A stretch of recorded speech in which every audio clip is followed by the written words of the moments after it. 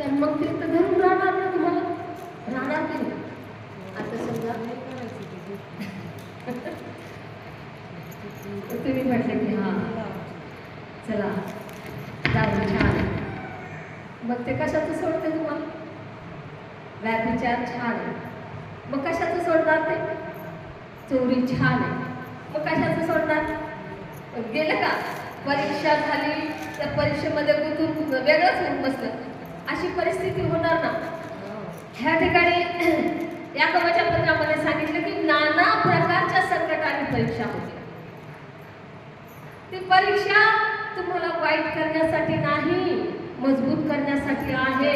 त्याच्यासाठी कधी अशा प्रकारच्या गोष्टी होत असल्या तर कमजोर पडायचं नाही, त्याला धिक्कारायचा, त्याचा विरोध करायचा आहे आणि त्याला आपल्यापासून हकलून लावायचं. आपण तसे नाहीये ना, तर पण त्या गोष्टी स्वीकार नाही करायच्या कधीच नाही.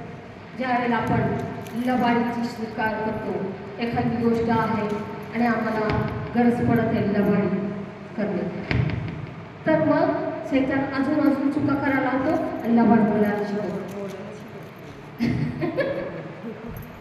अजून चुका करायला लावतो आणि लबाडी करायला शिकवतो. यातच सांगितलं शैतानाच्या हातात होते होते काम, क्रोध, मद्य, मोह, लोभ, तटी, व्यभिचार, वासना, दारूबाजी, दंगलपणा सोडून द्या.